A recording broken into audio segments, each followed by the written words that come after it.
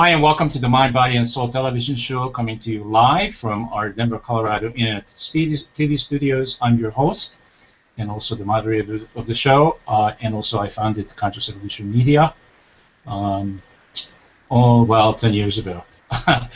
Times are flying. We have a very interesting and intriguing guest with us this afternoon. His name is Brandon Gogron. Did I pronounce that right? I forgot to ask you, but then I said, well, I don't need his help. I know. I have to say, you nailed it.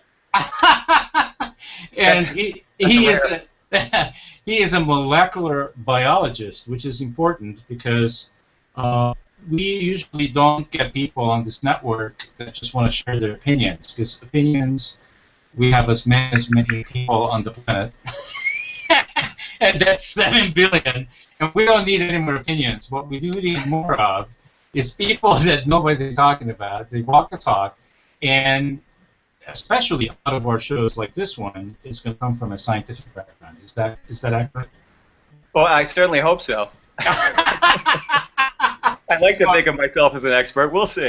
Okay, and I also want to say that want to give a shout out as a disclaimer that this is an educational show, and every time we talk about something like this, we're not going to be providing anything to you where we're going to say, or we're going to make promises we're going to heal you, because we're not doctors, right?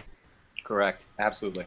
What we're going to provide is knowledge and education and awareness.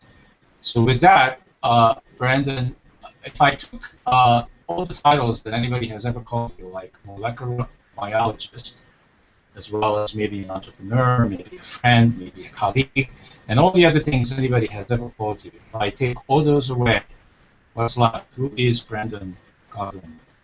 Wow, that's a loaded question, huh? Yeah, I know, really. First of all, I'd like to thank you for having me on. This show is fantastic, and I really appreciate the opportunity. Once you strip everything away, boy, I got to be honest with you. I'm, as I think I shared with you just a few moments ago, I'm 41, although some people don't think that. I think that over the course of time, I've probably changed many hats, and I would say that it comes with it's patience, I think. If you strip away everything, it's about patience, it's about humor, it's about enjoying life, and I think just trying to make the best of what we have here. That's what I try to do. Fantastic. Which is not an easy task, is it? No, not really. There are a lot of obstacles put in our way, that's for sure. Spiritual and otherwise. So I'm really curious, and I'm sure our viewers are very curious too, is how did you get so passionate about what it is that you do these days? Yeah, that's a great question. Let me jump into that. As you said, my background's molecular biology. I graduated and went into the pharmaceutical field. After that, I went out and got my MBA, and then I jumped from pharmaceuticals into nutraceuticals. I just felt like my time was better spent there. I'd be doing more good there than in the pharmaceutical field. I started up a company after being with a large manufacturer for a while. I formulated a lot of products, many of them sitting on the shelves, and probably some of them your viewers have taken. After a stint there, I sort of lost my passion a little bit, and I decided to head over into the medical device field. And I stayed there for a little while. I was comfortable. It was a good paying job. And I ended up, not too long ago, I went to a party and had some friends talking, and they said, there's an epidemic that's taking place. And they said, we're seeing a lot of patients with metabolic syndrome and fatty liver. While I know what those things are, I didn't realize how large the problem is. So they said, hey, look, why don't you read this book by Dr. Alexander Junger, and tell me what your thoughts are. And that's where I got my passion. So at that point, I decided I'm going to start this company whose focus and mission is educating and formulating products to help people with fatty liver disease, and as it turns out, a lot of associated issues. And there's a process involved too, which also includes leaky gut. And we talk about eating organic. And I think that the the purpose of that or the impact of those things is sometimes lost. So we think about eating organic, we want to avoid pesticides and toxins and GMOs and that kind of stuff. We also want to increase nutrient load, right? Yeah, but they have organic pesticides and they have organic everything. Right. Well, those are fantastic. So what difference does it make? Right. Don't miss out on that stuff. It's only the organic that's good, right? But we have all the bad stuff organically as well. Right, exactly. Somebody was telling me the other day, well, hey, look, dirt's organic. Can you eat that? I wouldn't recommend it. But you know, when you take a look at the things that we have increased through our intake, processed foods, right? Sugar, huge killer. Antibiotics. Huge killer. Yeah, like a lot of your viewers are probably, well, hey, look, I haven't taken antibiotics in years. Well, you know, 60 to 70% of the antibiotics produced in America are going into the, into beef and other livestock. So you don't know, it's going into the food supply. So sugar, antibiotics, pesticides, all of those things, when you're constantly bombarded with that stuff, what it does is it completely changes your flora in your digestive tract. And those bacteria, while outnumbering our own cells, have a symbiotic relationship with us. And when that's disturbed, you no longer get the benefit of breaking down nutrients so that you can absorb them. You get this, this fight going on in your digestive tract. And what ends up happening is because your intestine is a semi-permeable, membrane with cells and what they call tight junctions.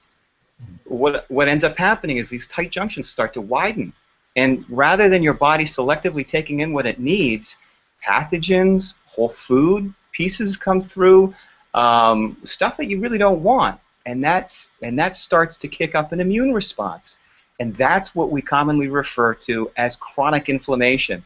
And everybody knows about chronic inflammation nowadays because all the doctors are saying, hey, look, this is the killer. It's another epidemic. I mean, we are full of epidemics. And, I have a hard question to ask, and if you don't feel comfortable, you don't have to answer it. But it just seems to me, after me being involved in this conversation for so long, and I'm not in the industry, but you are, and I am curious, is the medical industry and the pharmaceutical industry, do they have any commitment at all to make people well? or do they have more of a commitment to actually keep people sick? Oh boy, this is a loaded question, and I'm sure, and I think the real answer is both sides of that coin. Clearly, the industry wants profitability, and they want market share. And the healthier the public gets, the less of that there is. That's true. You also have other industries hedging their bets. You've got big agri that can increase their profit margins and increase their yield by essentially giving us more or less garbage food. So these things, while it may not necessarily be planned, they may not all be at the table saying, look, this is the end goal. It seems quite profitable from their standpoint. Why they would want to change it, I'm not quite sure. Yeah, but they don't. And I'm not committed at all to this network or any of the shows that we do here or for cable TV or for PBS. I'm not committed at all to beat them up because guess what? What has happened is that the public is no longer in control. They are in control. Yes. And I have to say, if the public wants to be in control, again, if they're interested at all, what they need to do is become aware, become conscious, become interested in educating themselves, like through shows like this one and through people like yourself, so that they can make their own conscious, educated choices. That's it. Yeah, I could not agree with you more. And when I have conversations with people about liver health and overall health and metabolic syndrome and all of these things, it does get back to, how can I afford this? What are you talking about? You're talking about the soccer moms out in suburbia. They're going to Whole Foods. Well, that's not me. That's a ridiculous, Brandon. That's a ridiculous conversation. I know, because if their focus is there, and that the only reason why people are having those conversations is because they're ignorant. That's it. No, I agree. But because also if you look at the healthcare cost in this country and everybody's healthcare and insurance cost, this should not be even a conversation. This should be like, oh my God, I want to do as much of a preventative maintenance as I can possibly do. What's the saying? Penny wise, pound foolish. I couldn't agree with you more. I have these conversations every day. It's frustrating, but there's socioeconomic things to take into account as well. And I always tell people, look, if you got a little parcel of land, plant a few vegetables at least. The industry that is really profiting from this is subsidized by our own government. So of course they can come in and undercut the really healthy stuff. And that's where I think activism comes into play. So that's one of the things that I really enjoy about this industry is that we're not just talking about health. We're not just talking about spirituality. We're not just talking about finance. We're talking about activism too. All of these things are part and parcel to the end result, which is changing the world in which we live in. Yes, we're talking about, exactly, Brendan, we're talking about doing the right thing. Yeah. That is the only commitment that I have to myself and to everybody that I work with and to the public, is that I do the right thing. Yeah, yeah. That's all there is to do. And if corporate America did business that way, we wouldn't be in the mess. And the government did business that way, it wouldn't be in this mess. Yeah. Yeah, now you're getting into my box. I love politics. But this is not complicated. This is so simple, Brandon. It's so simple. People need to get involved. People need to first get involved in your own health. You know? The reason why things are the way they are, because there are a lot more good people than bad people, and guess what? A lot more. I would say, I'm just going to throw out a number. It's probably the 80-20% rule. But the 20%, the bad people, are ruling the world. Why? Because the good people are not willing to stand up. That's right. And be accountable. All it takes is good people to be silent. That's it. Right? That's it. Now this message needs to go on commercial television. All right, that's it. We got to go on the road with this message. Hilarious. Okay, so I am so interested about liver. Because guess what? I am so committed to be knowledgeable and to learn as much as possible because I am a leader by example. So I want to know, Brandon, how do I figure out if I have a healthy or a not healthy liver? Very good question. There's a number of different ways of doing it. The sort of the expensive way, and one way is sort of a little bit difficult, is go and see your doctor and get tested for elevated liver enzymes, because what ends up happening is when you have fatty liver and the liver cells, the hepatic cells within your liver start dying, they start releasing enzymes. Okay, so those enzymes go into your blood, and so it's kind of like a little cry for help. But would that show up in like an annual test? Blood test? Sometimes you have to request it. If you have blood sugar, regulating issues, if you look like pre-diabetic, if you have cholesterol issues, the doctor may end up recommending it.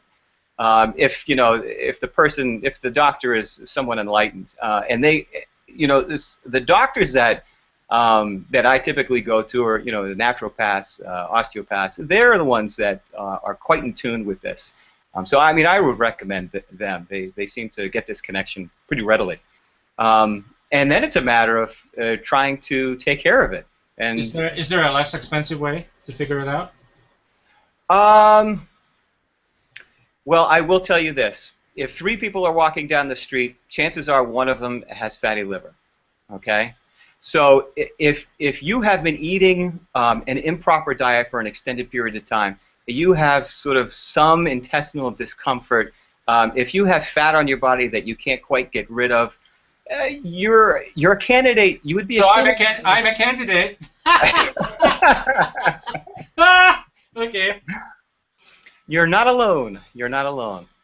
So yeah, and I'm coming across a lot of these people, and of course I see some very severe cases. I see people who are, you know, over 200, 250, 300, who have been taking, you know, 10, 12 insulin shots per day, extended and short term, and you know, get them on the product and things start to turn around. I also recommend, you know, diet and exercise. You can't do this alone. This is not one of these things where you just become a couch potato and say, look, I'm going to pop a few pills and make myself better. You will become healthier, but Brandon, I don't want to mislead the public, because I want to be really straight about this, is that our food supply is nutritionally bankrupt. yes. So you know, I am just sick and tired of all these doctors and all these experts saying, well, you have to get a good diet. And would you please tell me what the hell that is? Right. Because there's no food you can buy that's not nutritionally bankrupt. It's becoming very difficult. I do not disagree with you there. I buy locally as much as I can, but of course I'm up in the north, so that only works about, you know, 6-7 months out of the year, and then you have to depend on whatever comes from the grocery store, which you're absolutely correct. If we were to take a time machine 50, 60 years ago, we talk about the nutritional load of foods back then. It's completely different. That's food. What we have now, not exactly sure. Yeah, a friend of mine told me that if I given you an apple back in the 1970s to eat for nutritional value, yeah, today I would have to give you a dozen of them. Yes. Yeah. And who do you know that eats a dozen apples a day? I don't know any. No. I'm not going to. So it's all. This is all. We all eating just for make believe, just because it's a habit. It's a habitual thing. We know that we need to eat in order to survive, but guess what? I know. We can never get enough. It doesn't matter how much we eat. We can never get enough nutrition that really runs our system and how we are really designed. Well, and in defense of, and I completely agree with you, and that case has been made before, and it's a strong one. The only thing I will say in response to that is your body is extremely resilient, and you look at the foods that we're ingesting. You know, people go out and they eat Burger King and McDonald's and the processed food and the massive amounts of high fructose corn syrup that they're ingesting, right? Brendan, I cannot believe that 2 years ago, if you would have talked to me 2 years ago, I did all that. Yeah. And 2 years ago, I stopped because I could see the insanity of it, and I could see that I, as the head of this network, I cannot continue doing that because it's not a good example. Right. And you know, when I think about myself, and maybe perhaps this is a good example for some of your audience. When I was growing up, I was always fit. I didn't necessarily eat well.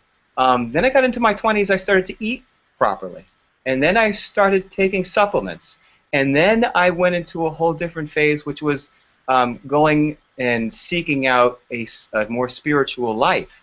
So, but I think if we're talking about, you know, like the food pyramid they constantly talk about, that to me is sort of the consciousness health pyramid, and you have to hit all levels.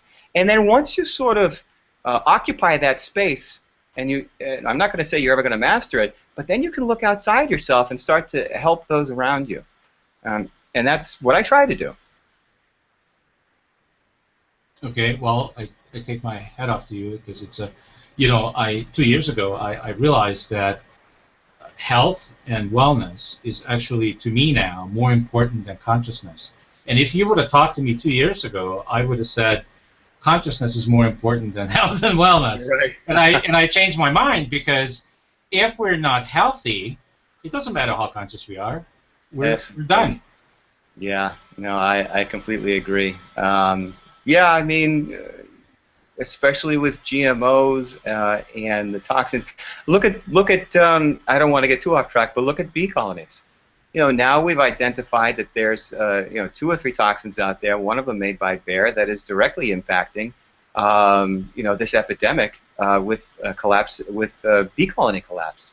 Well, why are we doing more about it? You know, bees, butterflies, ants. We don't have a whole lot of things in the insect world that help us pollinate the foods that we eat. If they're gone, we're in big trouble. Hmm. So, right on. So let's get back to your favorite subject, which is the liver. Let's talk a little more about the fatty liver and how do we get this fatty liver? How does that occur, and what are the symptoms? Like how would people recognize that they may have a serious issue? Yeah, absolutely. So on my website, livermedic.com, I put together a nice little graphical image of this, relatively simple, although it's sort of a complex mechanism by which this takes place. But as we were talking about before, the flora changes, you get leaky gut, you have chronic inflammation.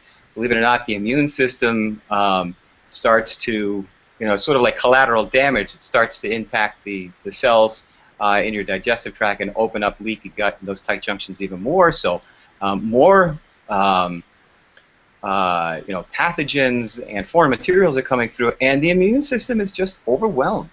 And then it's up to the liver. Now, 70% of the blood coming from the digestive system trickles into the liver, and the liver, as some of you may know, it's regulating over 500 chemical reactions in there.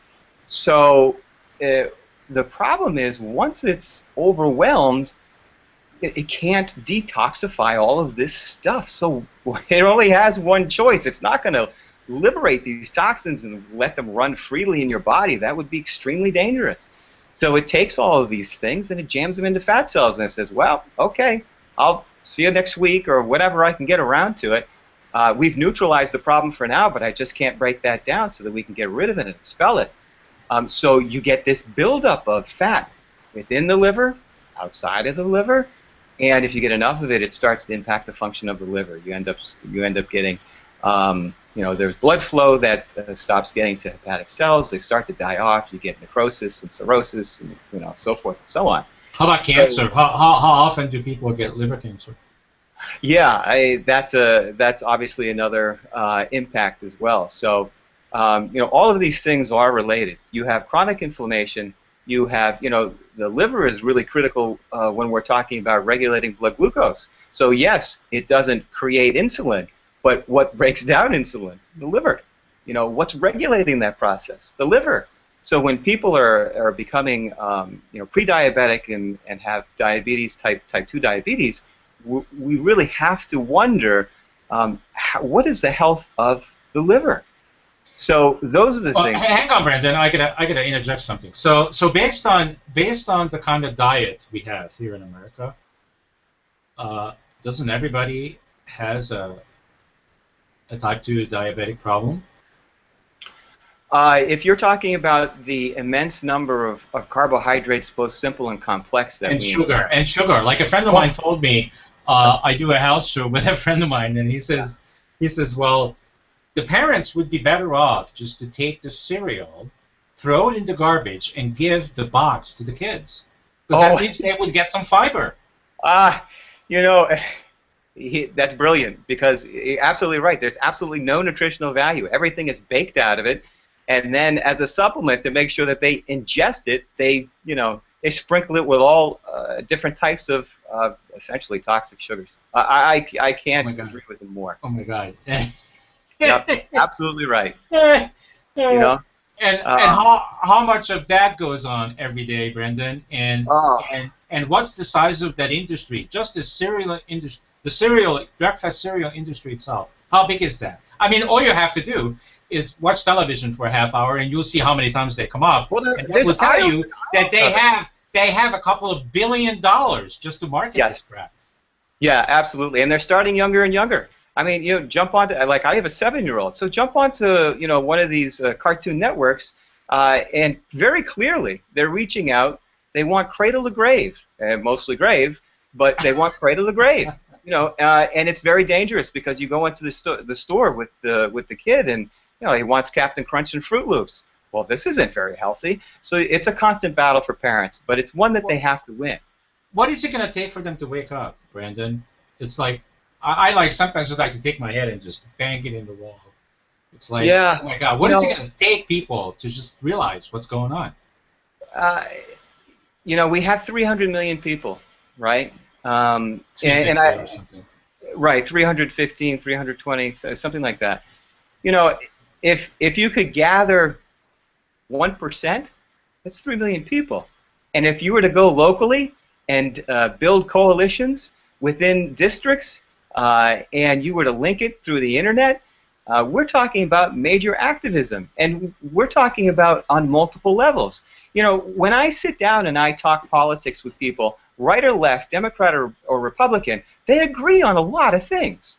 What we don't agree on is everything that they're talking about on TV. So when you get rational people in the room and you start talking about finance and big agra and all of these other large issues, we're talking about 90% of the population agree on the issues. We just got to stop leaving it to the politicians. But it's a grassroots activism phenomenon there's going to be a tipping point at some point. But it has to be. Brandon, I can't get people to take $1 out of their pocket and put it towards this network so we can get this information out to PBS, Right. over 100 million eyeballs, and I can't get them to do that. But they'll go to the store tomorrow morning and buy all this garbage. Yes. No problem. Yeah. Well, you got to stay positive. You got to stay on message. You're doing a great job, and you just got to wait for something to happen. Something's going to happen. There will be a point. There will be a point. I think people are starting to understand that, especially after Citizens United, that you absolutely cannot rely on our government. We have to get involved. We have to get involved. But Right. it does. It touches all. It touches all parts of our society, all parts of health, and all parts of the country. So. Yeah. So I think where we left off right before this little discursion is you were talking about the way the body is protecting us is because it's a really marvelous machine as far as I can tell. Yeah. Even not to this day, we still don't know exactly how it all works. Right, absolutely. About a lot of it, we're still making all kinds of guesses. But it's a marvelous machine because if the immune system, as you said, is unable to protect us, then it just puts these toxins into fat cells. Right. And is it then true, Brandon, that this is part of the reason, not necessarily the whole reason, but part of the reason why people are getting fatter and fatter and fatter? I mean, we have this huge epidemic that I don't know what the numbers are. 60–70% of kids in school are having problems with weight. Yes. Yes. Absolutely. I mean, well, look at the junk food that they're taking in. Mm-hmm. Well, let's forget about the fact that they're more sedentary because thanks to computers and so forth. But just the foods that they're ingesting, we're talking about a ton of junk food, a lot of carbs, a lot of sugar, and overprescribed antibiotics, not only personally for when you get sick, because we will on this diet, but also in the food chain. We're completely changing around the natural gut flora that we got when we were babies. And we're essentially poking holes in our digestive tract. And what do you think the end result is? So yeah, I remember there was a professor who put up a really nice slideshow, and it was really interesting. He started to compare over the last 20 years a average size coffee and an average size muffin and an average size hamburger. And it was incredible. We are talking about, the American consumer equates good with quantity rather than quality. And I think it starts there. You have to make a conscious decision not to engorge yourself and also choose wisely. It's tough, though.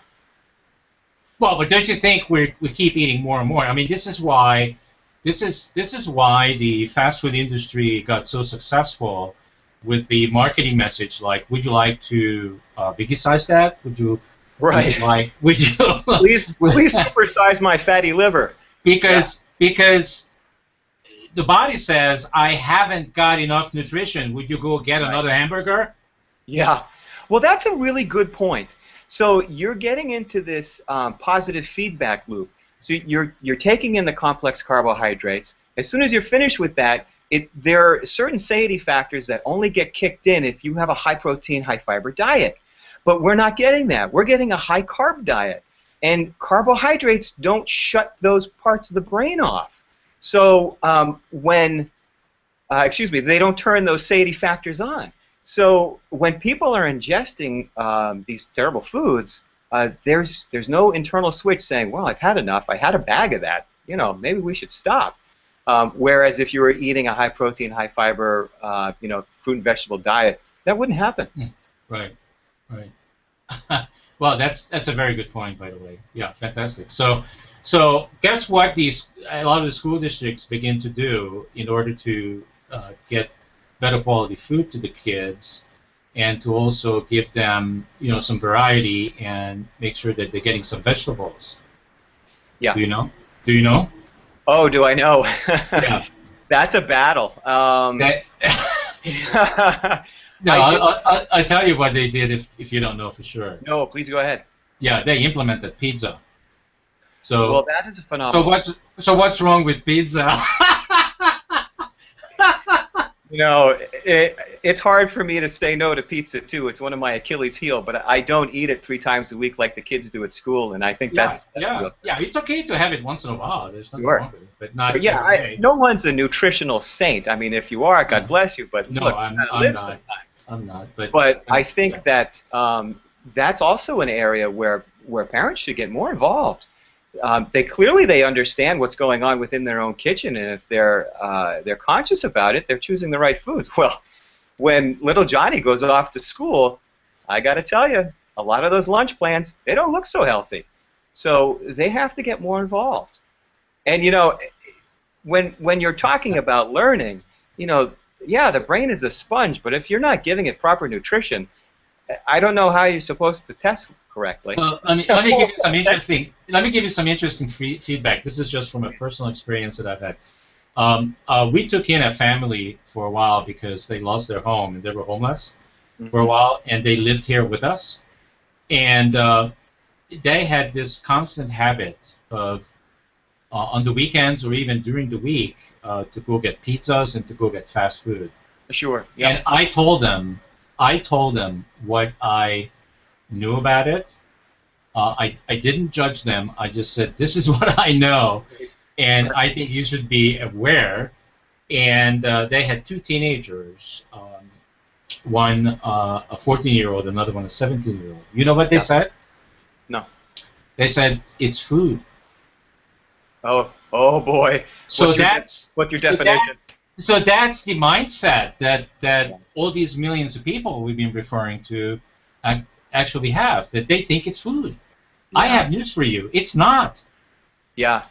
Well, it's actually manufactured and designed. It's done in a laboratory.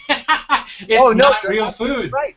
Listen, when I was going to the University of Connecticut, I was going in there with food chemists. Those guys graduated, went into the industry. We're talking about McDonald's and Burger King and Frito-Lay and so forth, and they know the ratio. There is a ratio out there, and we all know it. It's fat, sugar, and salt, and they understand what that exact ratio is. I don't, off the top of my head, I don't know what it is, 2-1-1 or whatever it is, but they make everything around that ratio. Nothing gets out of a production line without making sure it hits that ratio. Your food is being designed to be an addictive, consumable drug. Yes. Not healthy. Yeah. Yes, right on. All right. So back to this liver health issue, and how many people do you think have an issue with their liver in America? Conservative estimates have it just short of a third of people. So we're talking about. And we're talking about all levels of fat disease. Well, that's a lot. That's a lot of people. It's a huge number, yeah. Yeah. So we're talking about people with cirrhosis. We're talking about people with acute liver damage. Then we're talking about people on the other end of the spectrum, non-alcoholic fatty liver disease. Thanks to modern food, you don't have to be a drinker to have fatty liver. Thank you. So yeah, and it feeds into other diseases. But before I even mention that, What about people? Because I guess we could put people into two categories that have this, right? One, that are alcoholics. I mean, you can pretty much bet that if they're alcoholics, they have issues with their liver, right? Yep, it's guaranteed. And how much alcohol do you have to consume to be labeled as an alcoholic? Oh boy, you know that's a you'd have to call up Alcoholic Anonymous because I mean I consume probably two or three times a month. I drink. If you go on, that's very light. That's very light. So it is, but I have a feeling there are some people who have a definition that that's potentially a problem. But I think people who are going home after a rough day and relying on drink and having 1, 2, and then it ends up becoming 6 or 12, and that becomes a norm. It's like a meal. Those people are chemically, physiologically addicted and destroying themselves, and it's a short life for them. Right. So how many of those are there out there? Enough for it to be a serious concern. A lot, yeah. Okay, so there's the people that are alcoholics, so you can pretty much be very comfortably say that if you're an alcoholic, you have a liver disease. Yeah, right? Absolutely. And then the non-alcoholic ones are the ones that maybe that would be somebody like myself. I mean, I'm dealing with blood sugar issues, and I've been dealing with it now for almost 2 years. Yeah. And I made huge changes in my diet, what I eat, what I drink. Excellent. I exercise. I mean, I am a totally different person from 2 years ago in terms of my mindset and how I do my life every day based on what I put in my mouth. Huge difference. Yeah. So I don't know if I still have. I think a lot better, don't you? Yeah, I feel tons better, and I don't know if I have a liver problem, but I'll tell you what. After having this dialogue with you, I'm definitely going to find out because if I do, I want to do something about it. Well, let me tell you a little bit about me. So I've been fit for a long period of time. I've eaten reasonably well, and when I haven't, I was exercising. Although when I got into my 30s, I went to the graduate school program and I got more intense with my career, and I wasn't exercising quite as much, and I put on a little bit of weight, not a whole lot, but a little bit, and I couldn't get rid of it. And so, I like a good practitioner, I took my own product, and I lost some weight. That was completely unexpected, but I lost it in areas that I would never, I could never get rid of, like the love handles. Yeah. Not so much handle any bit there anymore. And so my guess is that despite the fact that I was reasonably healthy, there's room for improvement.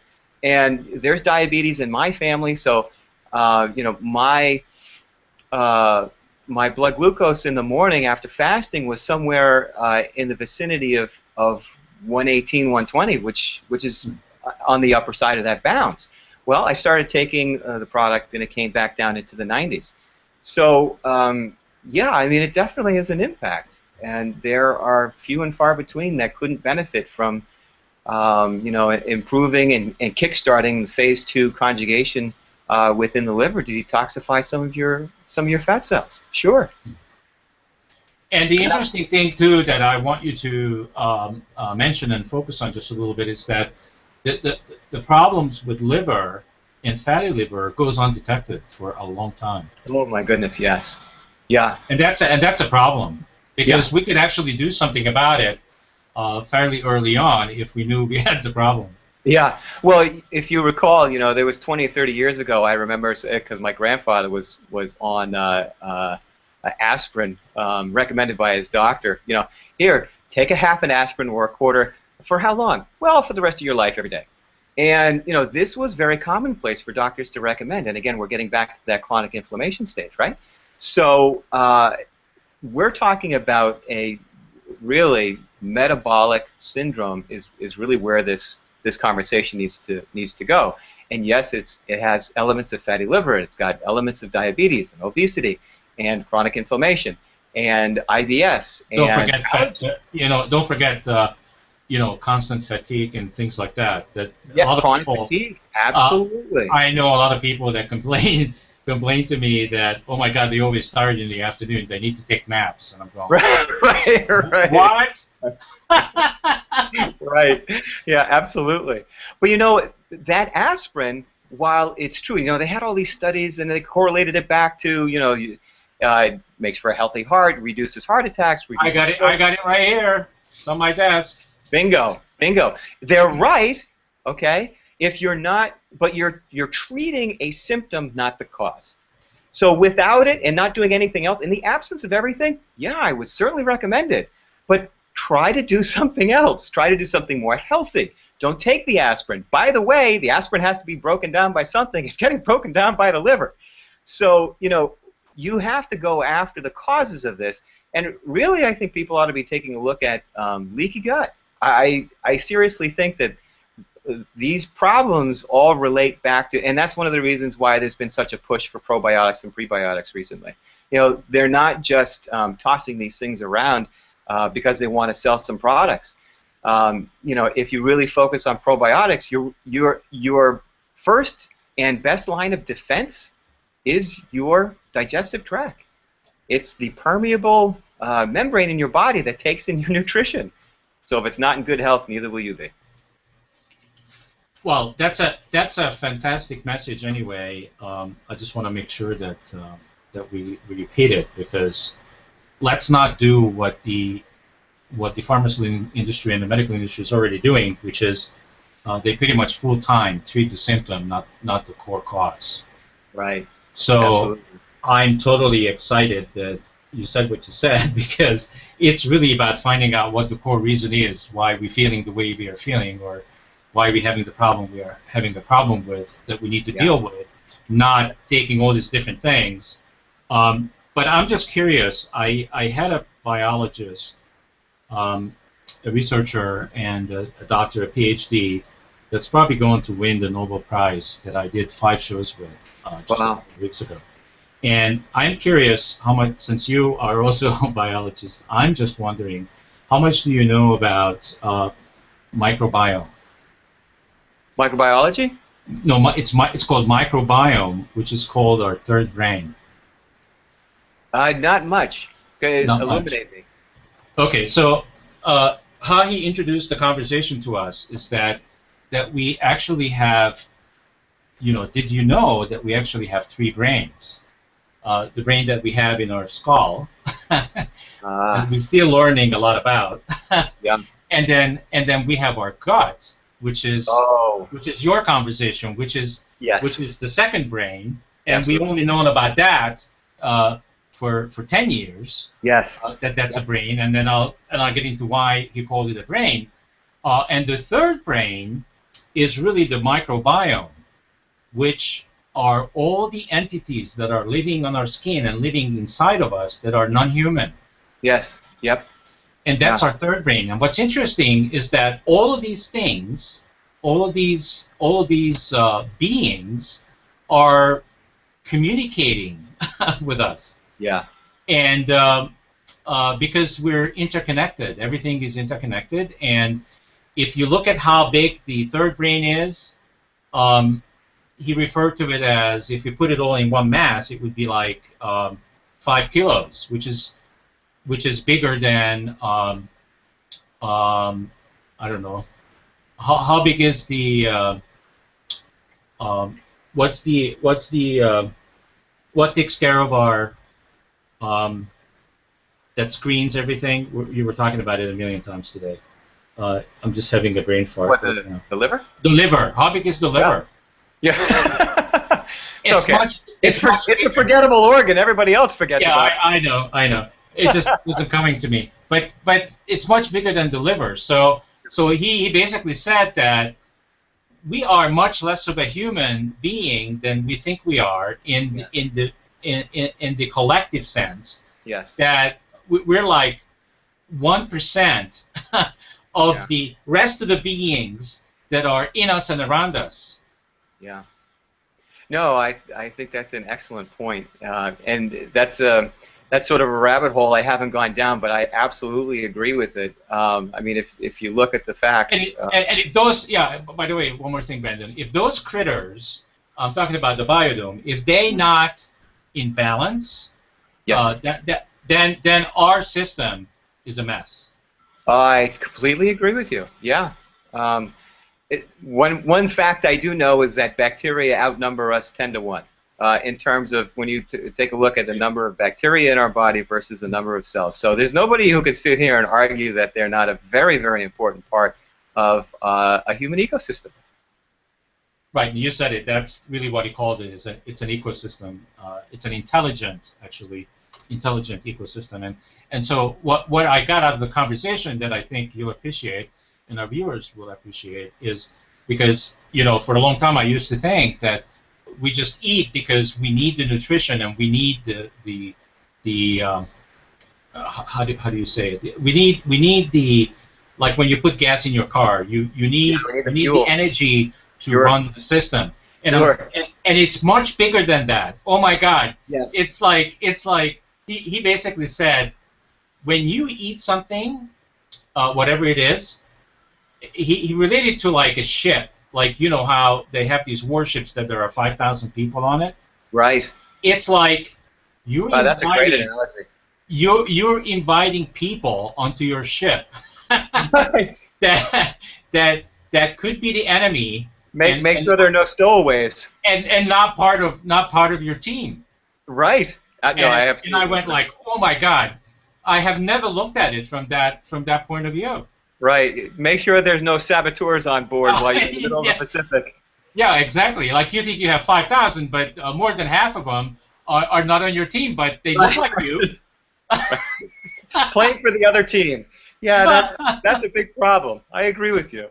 Yeah. That's a great analogy, though, and definitely on point.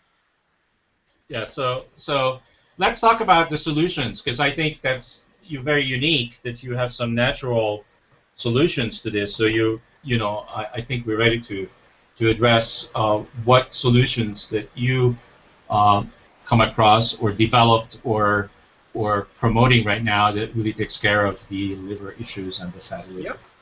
So when you go to my site, I have, of course, I have articles there that are free to view, and they're written so that everybody can sort of understand them, and the whole process is sort of there unfolded. We do have products, and we'll continue to increase the line, but we have one product in particular called Activism.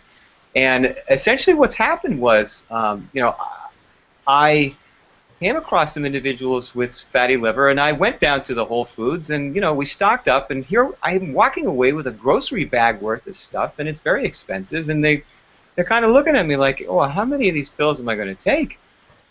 So I didn't really feel like there was anything on the market that was comprehensive and complete. So because you're treating I shouldn't say treating, you are addressing two different things. You're addressing the lack of powerful antioxidants, and I hate to use antioxidants because it gets kicked around so often, in the liver for phase 2 conjugation, detoxification.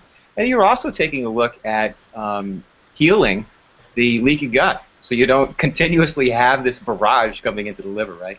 Mm-hmm. So we put together a product. Milk thistle is a good thing to be taking. We happen to have the molecule silibin. It's a compound, the active compound, which is more bioavailable. It has greater bioavailability than the milk thistle. It's also combined with phosphatidylcholine, which also increases its effectiveness. There's all the amino acids in there: SAMe, NAC, MSM. There's berberine and glutamine for the leaky gut. So Brendan, you actually put this together yourself in a... Yeah, it's a custom formulation, and I get some pretty good feedback from it. I'll be honest with you. I left a very comfortable job with a very comfortable living, and I put a lot of money into this, and I got rid of my 401k for this. But it's a labor of love, and it's a passion of mine, and I feel really good when people come back and say, you know what, that really helped. I feel a lot better. So that's the purpose of it, and I hope to get a little bit more capital and complete the line and do some other things and do some lectures and really help people. So we'll see. And then what's the red palm oil? What's that for? Yeah, the red palm oil has tocotrienols in it, and there's a lot of studies behind that. But essentially, when we're taking a look at individuals, even from extremes, people that have gone into cirrhosis, and they start taking a concentrated dose of tocotrienols, the liver enzymes start to back down, and they start to repair, the damaged cells within the liver start to repair and regenerate. So, but you need the right concentration of tocotrienols, and it took me months to find a supplier for this. And this particular red palm oil is a 152x concentration of tocotrienols, and customers seem to be quite happy with it. So, and I recommend it in combination with the Activism for those who are really looking for a solution. So I just want to use an example here. I actually need your help to define the example. So if I said, how in cancer patients they say, if you have a level 4 cancer, you basically almost dead. You just have a few weeks to live. Right. So what would be equivalent to that when you see somebody with a real serious liver problem? Yeah, I mean, individuals that are, have acute liver failure, that's probably a bit beyond the pale. Those individuals, we're talking about, necrosis of, say, 90+% of the liver, and that's a really tough thing to address. What we're talking about are anyone on the scale from, non-alcoholic fatty liver disease with slightly elevated liver enzymes and blood sugar readings that are off and you don't quite know why, to people who are really on the verge of cirrhosis. I cannot, because of the industry that I am in, I can't recommend this product in such a way that it treats these individuals and void of any other types of treatment that is recommended by a physician. But I will tell you that the studies are very clear. You take these products, and the improvements there's a high corollary. So this could be just supplements to what the doctor is doing with a patient, right? In extreme cases, yes. But I've are there any side effects when they take these? I had one individual who took the product and complained of headaches. Otherwise, no side effects. The headaches are as the product was working. So what was happening was the fat was getting broken down, and some of the toxins were being liberated. And in doing that, you're going to have some that are free-floating. And if you are in a very bad position health-wise, that will mean crossing the blood-brain barrier in some instances. But you really have to dose up. And the other thing is, I just recommended to him that he drink more water. Done. You really have to flood your system with water, because once the toxin is gone from a fat-soluble state to a water-soluble state, it's still there. Now you need to flush it out. So from my experience, that's been it. So do you have like a definite like treatment protocol of any sort when you have somebody contact you? Well, I mean, again, I can't refer to it as a treatment. It's a supplement that aids a healthy liver. But I do recommend, if individuals essentially have diabetes, a combination of diabetes and obesity, and they have elevated liver. I like diabetes. Does that word actually exist? If it doesn't, you gotta. It was coined. Yeah, it was coined by a scientist a few years ago, and I love using it because it's so accurate. Yes, the one goes with the other. Diabetes. Absolutely. Yeah, they're twin brothers, unfortunately. So if you have that and you have elevated liver enzymes, you probably should be taking both products. You should be taking Activism. You should be taking red palm oil.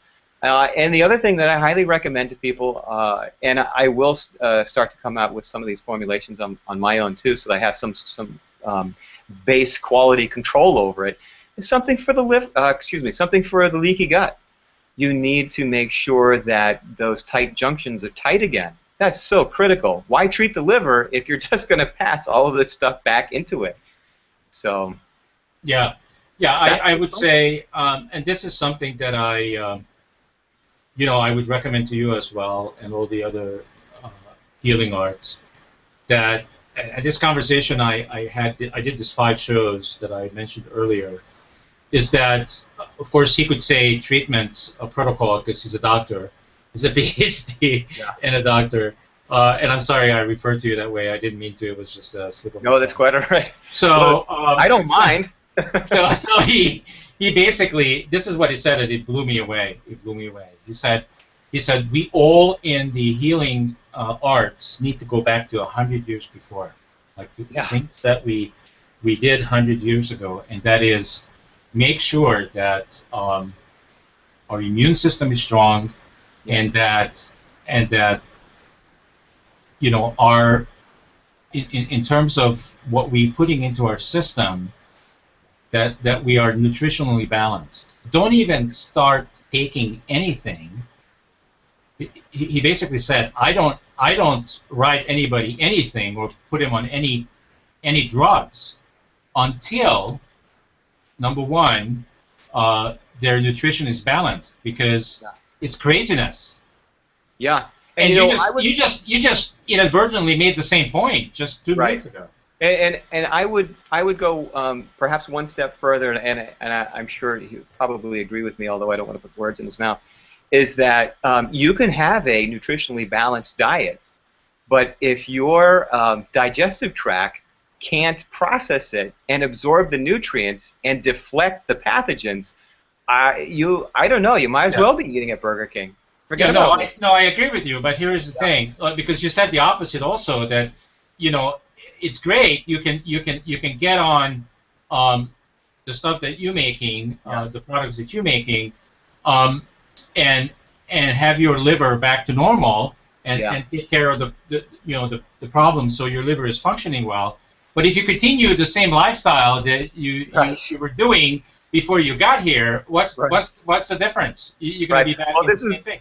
This is the same thing, when people have acute liver failure and they're on the short list for livers. Hey, look, if you're drinking, you're not going to get one. And this is sort of the same philosophy here. You gotta kick the bad habits here. Otherwise, Yeah, there's no sense doing anything. Just keep doing what you're doing, and see you 6 foot under sooner than later. Right. Meet you in the afterlife. I agree. Very true. Now, can you think of any better way to finish the show? Right. Well, that was a perfect segue. Okay, well, I do want to give you another opportunity. You were absolutely fantastic, by the way. I really enjoyed being with you. Oh, it was absolutely my pleasure. One of the purposes that we have, hopefully you'll put the show on your website, because I think it's enlightening. Oh, absolutely. And I'm just not being biased, but I think you're doing an awesome job. Making a difference in the world, and you're probably doing it the same way I do it, one person at a time. I think you're reaching much further than mine, and the work until we get to the top of the mountain somehow, and the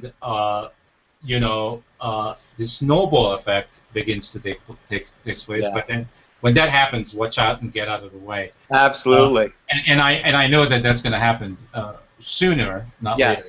Yes, absolutely. In our lifetimes, no doubt. Absolutely. Yeah, no doubt. It's why I want to wake up every morning, because I want to see it. Right. And I've been doing this conversation for over 10 years. So you were absolutely fantastic. You're doing wonderful work over there. I really have to commend you. Yeah, and by the way, I also want to say, all the viewers out there, do not listen to Dr. Oz. Please do yourself a favor, and don't listen to anything he says. Right. Because it's all garbage. Yeah. I just had to say that, and I don't care that Oprah made him famous. I couldn't care less. It doesn't make any difference. He was indicted, by the way, not long ago by the government. He had to do I know. He was brought in front of Congress. I saw the whole thing. Yeah. I saw the testimony and everything. Yeah. I think where he got into some and I apologize. I know you're trying to wrap up. Where he got into some trouble is he basically investing in in companies, and then well, it's all about the money. It became all about the money. It's a major conflict of interest. Some of the stuff. Yeah, I won't go into it. Yeah, I'll leave it. I'll leave it with your comments. But the thing is that the thing is that we're overwhelmed. I mean, this is something we didn't say on the show, so I think we need to say it. Is we're overwhelmed with information, and that's by itself is a problem because yeah, it's great that we have the internet and you can find out anything you want to find out, but the problem is that people don't know anymore how to tell right from wrong. There is so much information, and you don't know who to believe anymore. Oh yeah, who can blame the public?